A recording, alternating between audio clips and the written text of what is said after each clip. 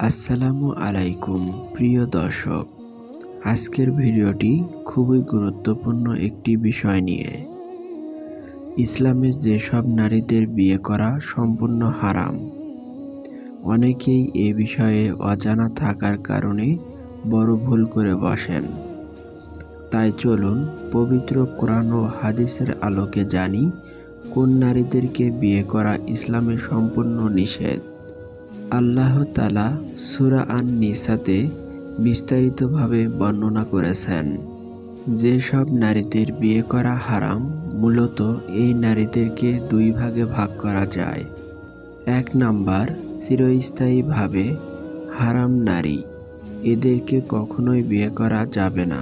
রক্তের সম্পর্কের কারণে যাদেরকে বিয়ে করা হারাম: 1 নাম্বার মা, 2 নাম্বার মেয়ে, 3 নাম্বার বোন, 4 নাম্বার ফুফু পিতার বোন, 5 নাম্বার খালা মায়ের বোন, 6 নাম্বার ভাগ্নি বোনের মেয়ে, 7 নাম্বার ভাতিজি ভাইয়ের মেয়ে।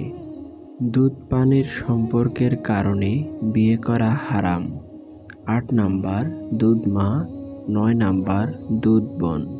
যাকে 6 মাসের কম বয়সে দুধ পান করানো হয়েছে তাকে মা বা বোনের মতো হারাম। বিবাহ সম্পর্কের কারণে হারাম: 10 স্ত্রীর মা বা শাশুড়ি, 11 স্ত্রীর মেয়ে যদি স্ত্রীকে সহবাস করা হয়, 12 পুত্রবধূ ছেলের স্ত্রী, 13 বাবার স্ত্রী বা সৎ মা।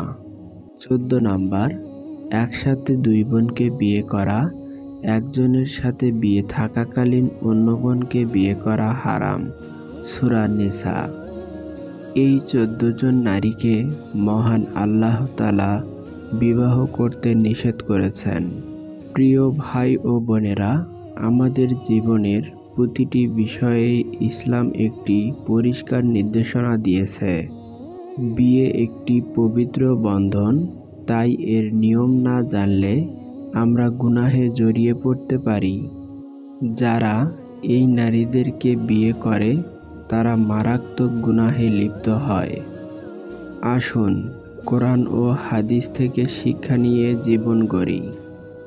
এই ভিডিওটি যদি আপনার উপকারে আসে তাহলে লাইক দিন, শেয়ার করুন আর আমাদের চ্যানেলটি সাবস্ক্রাইব করতে ভুলবেন না। দেখা হবে পরবর্তী ভিডিওতে, ততক্ষণ নিজের খেয়াল রাখবেন। 5 ওয়াক্ত নামাজ আদায় করুন, জীবনকে সুন্দরভাবে গড়ুন। আসসালামু আলাইকুম ওয়া রাহমাতুল্লাহি ওয়া বারাকাতুহু।